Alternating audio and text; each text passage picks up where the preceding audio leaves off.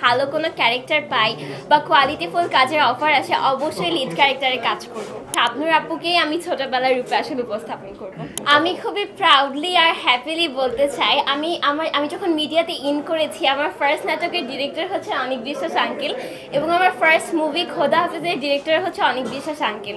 So আমরা যখন একসাথে হচ্ছে মুভি সেটে কাজ করেছিলাম আমার 1 মিনিটের জন্য মনে হয়নি যে আমি কোনো শ্যুটে এসেছি। আমার কাছে মনে হচ্ছিল এটা একটা পুরো ফ্যামিলি। দেলোয়ার আঙ্কেল ছিল, আন্টি ছিল এবং অনিক আঙ্কেল ছিল। আমরা খুবই সুন্দর করে মজা করে অ্যাক্টিংগুলো করেছি এবং আঙ্কেল খুবই সুন্দর করে ব্রিফ করেছিল যে তোমার ক্যারেক্টারটা এরকম, তোমাকে এভাবে প্লে করতে হবে।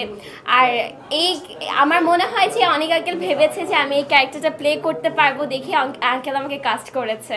সো আমি খুবই হ্যাপি এবং খুবই প্রাউড যে আঙ্কেলের আমার জীবনের ফার্স্ট নাটকও হচ্ছে অনিক বিশ্বাস আঙ্কেলের এবং ফার্স্ট মুভিও অনিক বিশ্বাস আঙ্কেলের।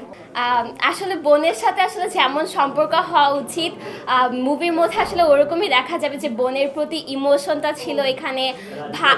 দুইটা বোনের মধ্যে আসলে যেমন সম্পর্ক থাকা উচিত ওরকম আসলে কেমিস্ট্রিটা আসলে বোনের সাথে ছিল। ছোটবেলা থেকে যেহেতু কাজ করছি, একদম ছোট থেকে চাইল্ড আর্টিস্ট হিসেবে কাজ করছি এবং এই মুভিতেও আমি চাইল্ড আর্টিস্ট হিসেবে কাজ করেছি।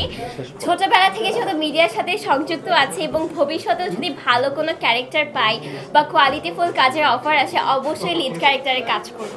রঙ্গনার আগে আসলে খোদা হাফেজে শ্যুট হয়েছে, তো সেই দিক দিয়ে খোদা হাফেজ হচ্ছে আমার ফার্স্ট মুভি সব দিক দিয়ে।